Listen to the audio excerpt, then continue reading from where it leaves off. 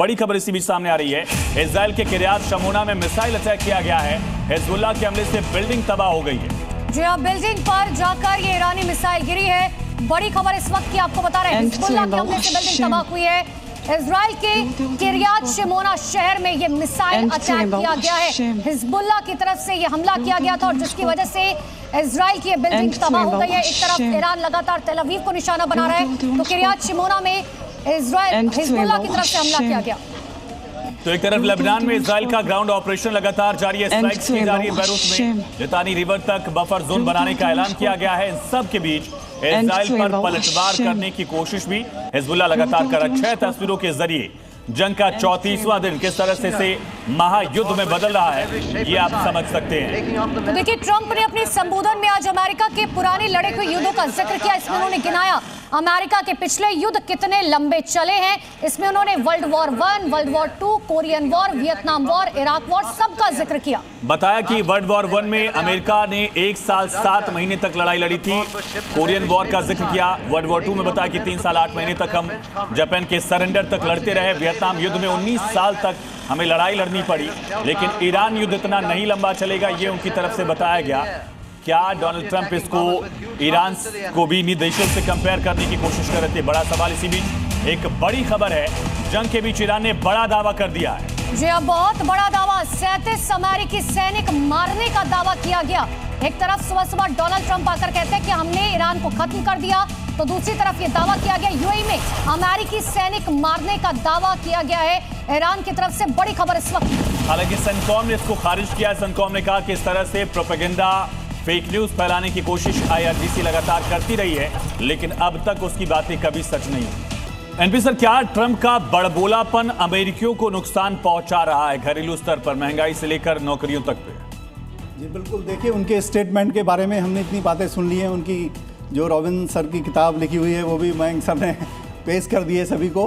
तो वो क्या बोल रहे हैं, किस तरह से बोल रहे हैं, क्या पर्पस है, that is a different issue definitely, क्योंकि उनके ऑडियंस अपनी डोमेस्टिक पॉलिटिक्स भी है, इन्फ्लेशन भी है, इंटरनल जॉब्स का भी चैलेंज है, ग्लोबल जो सप्लाई चेन डिस्ट्रप्शन है ऑयल गैस का और उससे बढ़ती हुई इन्फ्लेशन, और ये सारे तमाम मुद्दे वो तो हैं ही। उनका जो पर्पस था वो कहीं ना कहीं अपने ही डोमेस्टिक और इवन ग्लोबल एक मैसेजिंग का था। जो पर्पस है, जो उनके ऑब्जेक्टिव हैं वार के और इस युद्ध को शुरू करने के, उनके और इजराइल के, डेफिनेटली वो वहीं रहते हैं। हम शायद उससे समझ भी ना पाएँ कि किसका क्या ऑब्जेक्टिव है। ये अलग बात है कि जब हम किसी ऑब्जेक्टिव को लेकर चलते हैं और ऑपरेशन में जब जैसे जैसे आगे बढ़ते हैं तो चैलेंजेस अलग तरह के होते चले जाते हैं, तो स्ट्रेटजी भी उसी तरह से रीस्ट्रेटजाइज करना होता है। तो ये जो उनका जो मैसेज था देश के नाम, 3 हफ्ते की स्ट्रैटेजी कहीं ना कहीं डोनाल्ड ट्रंप बनाकर बैठे। एनपी सिंह सर मेरे साथ नेवल कैप्टन श्याम सर भी जुड़ चुके हैं। श्याम सर, ये 18 मिनट का भाषण आपने डोनाल्ड ट्रंप का सुना होगा, लेकिन दूसरी तस्वीर भी देखनी चाहिए जहां पर हम इजराइल की तस्वीर अपने दर्शकों को दिखा रहे हैं, तेल अवीव की। लोग अब अपने घरों को छोड़कर, जो उनका आशियाना हुआ करता था उससे छोड़कर सेफ प्लेस पर जा रहे हैं, क्योंकि उन्हें अब अपनी सरकार पर भरोसा ही नहीं रहा। धन्यवाद। जय हिंद। शनो वरुणा। ट्रंप की एंट्री से 2 मिनट पहले मैंने कहा लल बिफोर द स्टॉर्म, क्रांति से पहले की शांति।